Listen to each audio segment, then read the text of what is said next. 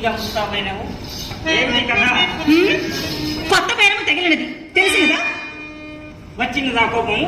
ఎంత ముక్కు పట్టని ముచ్చాని. అవునవును, ఎవరి మాటలు వారికి ఇంపుగానే ఉండను.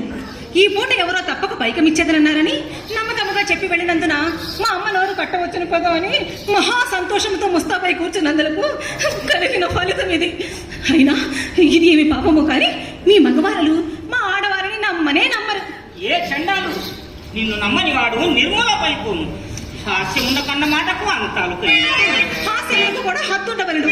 అయినా వడల వండు హాస్యములా పోని వచ్చిన అదిగో మనసులో ఏదో మరణం ఉండనే ఉన్నది. అయినా ఆ సంగతి మీకెవరు చెప్పినారు? నేను చూచినాను. వీధి గుమ్మన వచ్చినచో మీ అమ్మ కంటపడవలసి వచ్చినని పెరటి గుమ్మం కడుపు వచ్చేసరికి అతను తటాలన తలుపు తెలుసుకొని పడాలన బయటకు వచ్చినాడు. అంతటా అతను చూచి నేను, నన్ను చూచి అతను తెల్లబోయినాను. ఆ పాటన అతనికి అనుమానం కలుగుకున్నట్టు గోడగులాడుతూ కొంత దూరం వెంట వెళ్ళాను. అతను రాకని వచ్చి ఈతను అడిగే ఉండవచ్చును. అతనేమి చెప్పినో తెలియనప్పుడు నేనేమి చెప్పినను చిక్కేని. పోనీ ఈ త్రోవ తొక్కి చూచేదను. చూడండి, ఎందుకు ఏతించదు అని అతనని అడగలేకపోతేరా?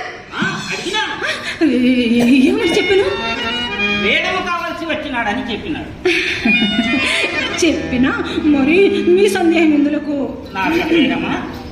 నా సందేహమా? చెప్పినా కోపం కదా. కోపం ఎందులకు? నా ఎందేదేని పాపముండేనే కదా. ఇది మాట. ఇదిగో ఇప్పుడు చెప్తున్నాను. మేనపురకు వచ్చిన వాడు విచ్చలవిడిగా వీధి గుమ్మమున రాక ఎదురుతూ పేడి గుమ్మం అని నా సందేహం. ముఖం చిక్కిస్తున్నావు. అప్పుడే వచ్చినది కోపం. ఆ సంగతి కూడా అతనని అడగలేకపోతే? అడిగేవాడిని చిరకాల మిత్రుడు అగుపించడం వల్ల సాధ్యం కాలేదు. అట్లయినా నేనే చెప్పేది ఆలకింపుడు. మేడమని గురించి మాట్లాడుటకై మా అమ్మ అతన్ని వెంట పెట్టుకుని మేడ మీదకి వచ్చినది. ఇంటికి వచ్చిన వారికి మర్యాద చేయటం ధర్మము కదా. కనుక కూర్చుండమని కుర్చీ వేసి తాంబూలం ఇయ్యగా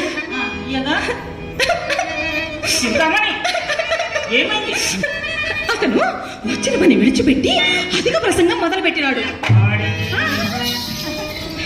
అందుకు నాకు చికాకు వచ్చి చప్పని మేడ దిగి వచ్చింది. ఇంతలో మా అమ్మ అతనికి తోట చూపించట నిమిషం మీద దొడ్డిలోనికి తీసుకుపోయి అలాగలోనే ఆవులకు సాగులంపినది. నడిచిన సంగతి ఇది. మీరు నమ్మండి, నమ్మకపోండి. ఏ చెల్లాను ఈ మాట ఏనాడైనా వేదంలో భావించలేదా? సరే,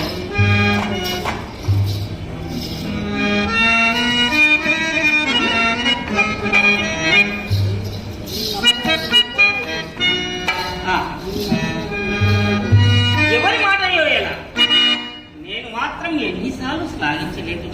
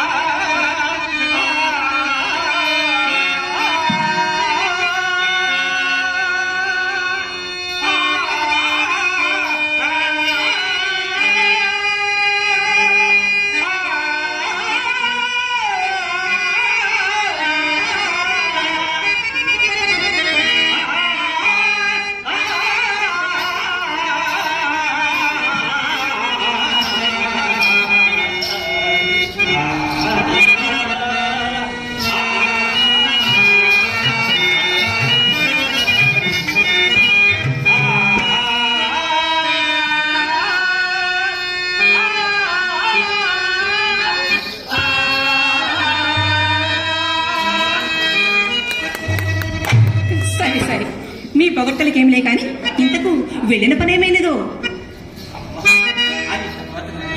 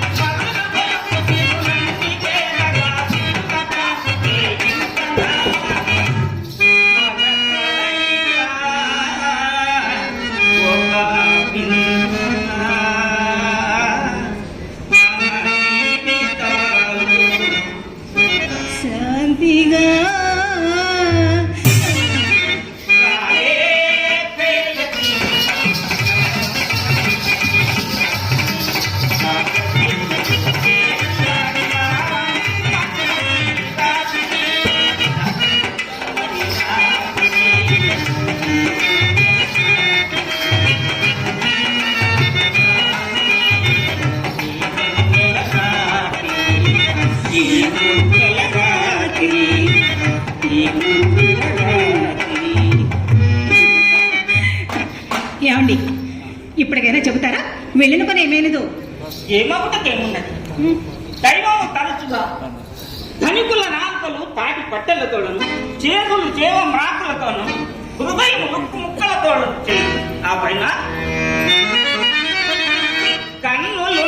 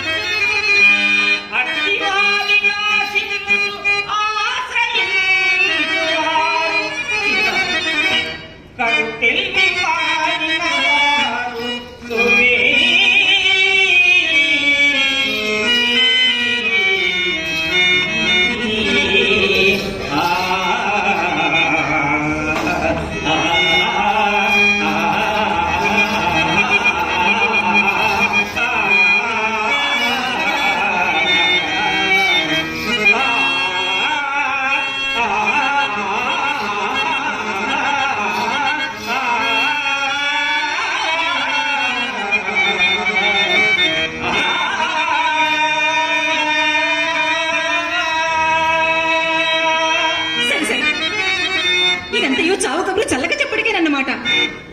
ఇంతేకాదు 2-3 దినములలో సానుకూలం కాబట్టి మొన్నటి వరకు రేపు రేపు, ఇప్పుడు ఆ రేపునకు మరో 2 త్రోపులు కూడా తగిలినవన్నమాట.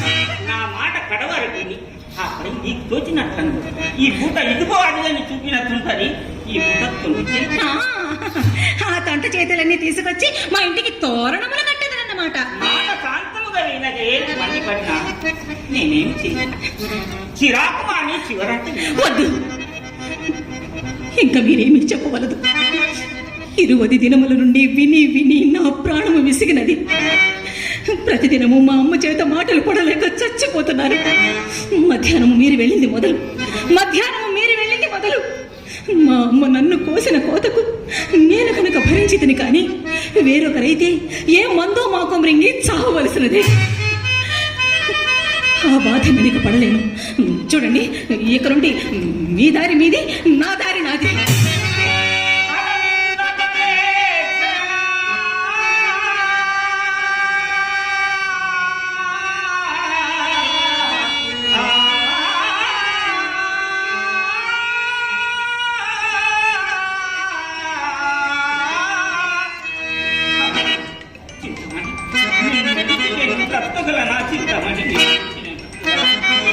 విడచితి బంధు వర్గముల